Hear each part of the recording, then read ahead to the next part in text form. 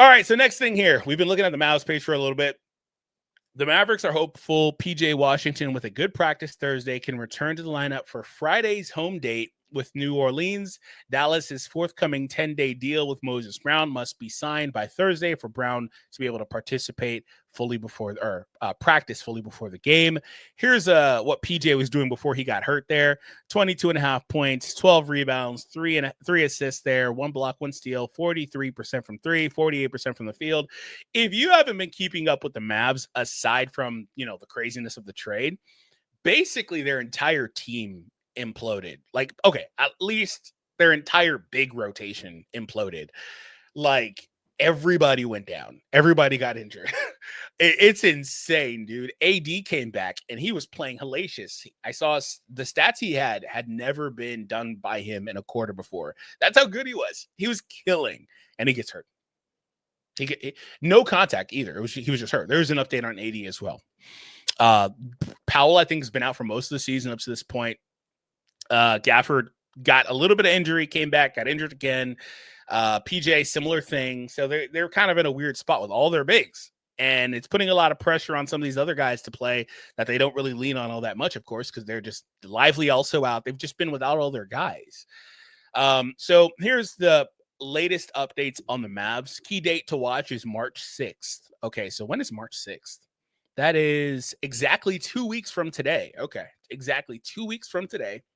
AD, Gafford, Lively will all be reevaluated on the same day. This day might determine the Mavs season. So they are going to be looking at all three of those guys 2 weeks from today. I got to see the Mavs schedule here. I got to see what they got going on. What does their schedule look like for the next 2 weeks? They're 30-26. Okay, they play tomorrow against New Orleans. They got Golden State. They got the Lakers, of course, the Hornets, the Bucks, the Kings, and Milwaukee. And then if they're reevaluated and able to play, then they would play in that Memphis game. So what's that? 1, 2, 3, 4, 5, 6, 7 games. 7 games. By the way, reevaluate, of course, means reevaluate. Don't confuse that to mean that they will be coming back that day or that all those guys will come back. There's a chance somebody comes back. There's a chance nobody comes back. There's a chance 2 of the guys, like, who knows what could happen. They may see AD, for example, and say, he actually needs like another week, right? But they've got 7 games in that stretch. And they're games that they can win. I think most of those games could go either way. So that's the good news. Okay, probably half the games could go either way. I mean, they should probably lose the Bucks games, right? I mean, despite them losing Bobby, you'd have to think the Bucks would probably win those games. The Lakers, I would think, would win that game, but they're on a 2-game skid here where they're playing nothing like themselves. So I guess we'll see what happens. But yeah, they have a Golden State, I believe, in there. That's a game that should be winnable. That's a game they have to win. That they can't lose that Golden State game. Because of the standings right here, but they're 8th right now. Yeah, okay. I guess I think they can make it work. It's just, I think that's going to be kind of tight. So we'll see what happens for them going forward. So going to be a little bit tight. New Orleans, though, should be a game they can win. Charlotte should be a game they can win.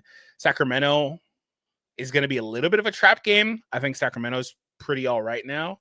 What are they doing right now? I think they've gone like 500 since the trade, something like that. Where's the NBA standings?